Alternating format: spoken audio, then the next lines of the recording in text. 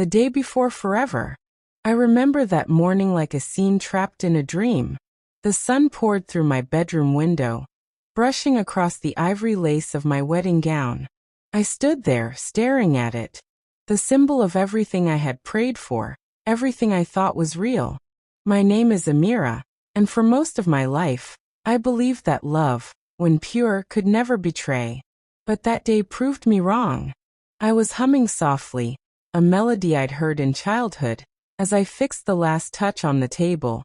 A soft blush bouquet my sister, Layla, had picked for me just a week earlier. Everything was perfect.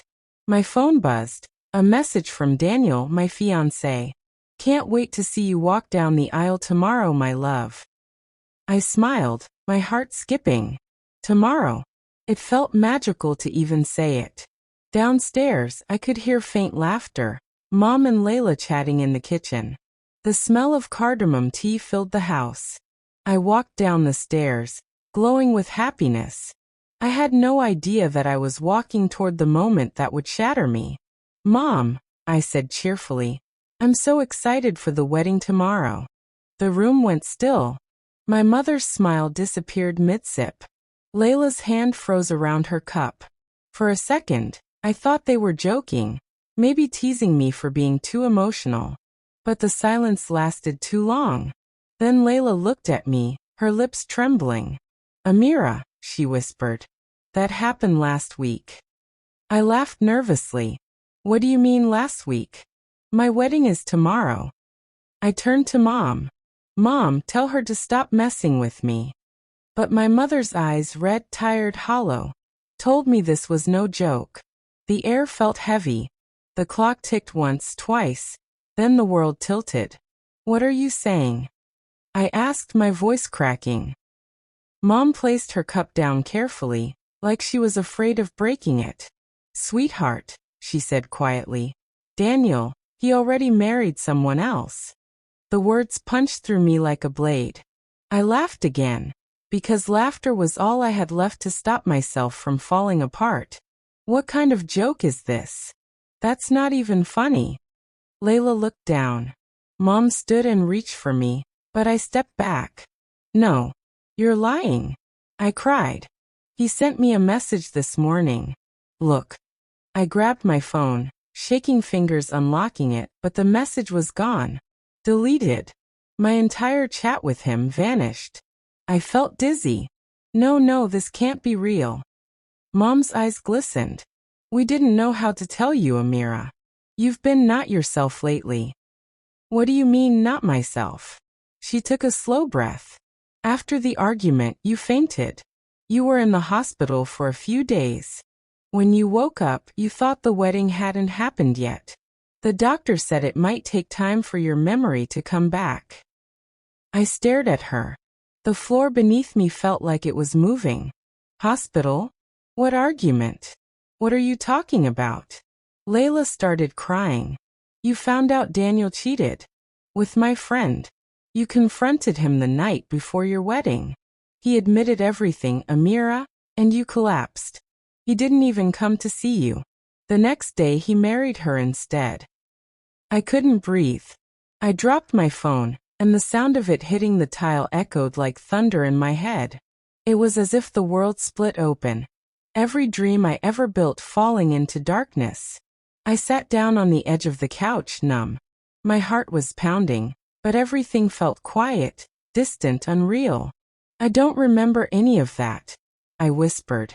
"Why can't I remember?" Mom knelt beside me, tears spilling. "Because your mind is protecting you, sweetheart. Sometimes, the heart refuses to relive what it cannot survive." The words sank deep, but they didn't make sense. I wanted proof, something to hold. I ran upstairs, to my closet, to the gown that had waited for me. It was gone. In its place was a torn white ribbon, half burnt at the edge, like something from a nightmare. I screamed. Layla ran after me, holding my arms as I cried. "Amira, please calm down. How could you let this happen?" I shouted at her. "You knew. You both knew, and you let me believe." Mom's voice cracked. We didn't know how to tell you. You were fragile. You smiled when you woke up, talking about the wedding, and I couldn't break you again. But they already had. That night, I locked myself in my room. I didn't eat, didn't speak. My mind kept repeating the same question. How could he do this? How could they all watch me fall apart and stay silent? I scrolled through my gallery. Pictures of Daniel and me, smiling at sunsets, promises written in captions. But in every photo, all I could see now was her, Layla's friend, the one who'd stood beside me as a bridesmaid, the one who'd stolen everything. Tears blurred my vision and I whispered, why wasn't I enough? The next morning, I walked to the garden barefoot, where the white roses were beginning to wilt. My mother followed quietly. Amira, please, she said softly. You need rest. Healing. But something inside me had already changed. I don't need rest, I said. My voice was calm, but cold. I need truth. I walked toward the old wooden box Daniel had gifted me months ago. Inside, he said, was a time capsule for our future memories. I opened it for the first time, and found nothing but a letter. Palms up together. It wasn't written to me. It was written to Layla's friend, the woman he married. She'll never understand what we have. I'll handle her. Just wait until after the wedding day. My hands trembled as I read the lines, each one stabbing deeper. He had been planning this. From the start. I felt my soul shatter, but not into silence this time. Into fire. I stood there, clutching the letter, my tears drying on my skin. That was the moment I realized. Pain could either destroy you, or build the version of you that no betrayal could ever touch again. The week after the silence. I didn't sleep that night. The moonlight slipped through the curtains, painting silver shadows across my room. Every time I closed my eyes, I saw his face, Daniel, the man who had promised forever. I replayed every moment, every word, every smile, and realized how many of them were lies wearing love's perfume. By dawn, I wasn't the same Amira anymore. When I stepped into the kitchen the next morning, Mom and Layla stopped talking. Their guilt was heavy in the air. I poured tea for myself and said quietly, I want to see him. Mom's face paled. Amira, no. I said, I want to see him. Layla hesitated. He won't meet you. He's gone on his honeymoon. I gave a small bitter laugh. With her. Layla looked down. Yes. The silence between us was thick, but I wasn't crying anymore. My tears had burned themselves dry. I looked up straight at Mom. You said my mind is protecting me. Maybe, but I don't want protection anymore. I want to remember. That afternoon, I went to the hospital where they said I'd stayed after fainting. The nurse recognized me immediately. Oh, Miss Amira, you're looking better. Can I see my file? I asked.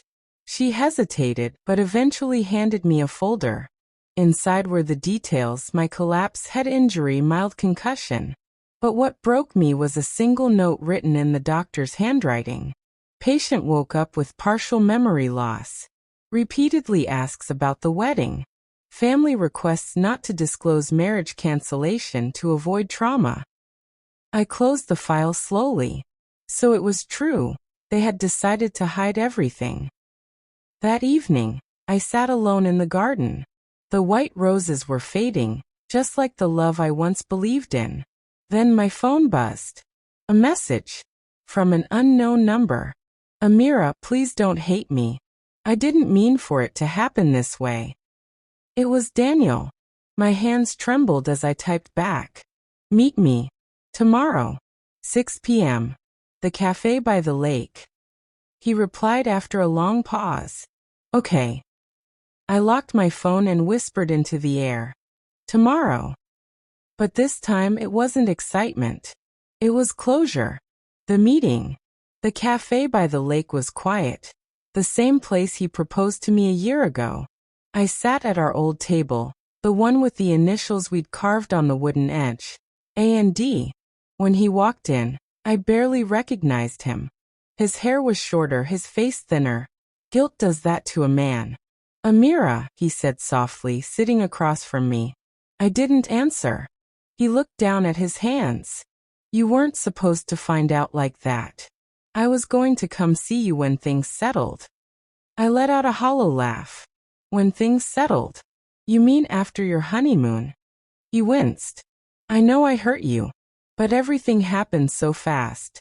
I didn't plan it. Stop lying, I said. You planned it from the start. You wrote her letters. You were with her even before our engagement. He stared at me shocked. You found the letter? Yes.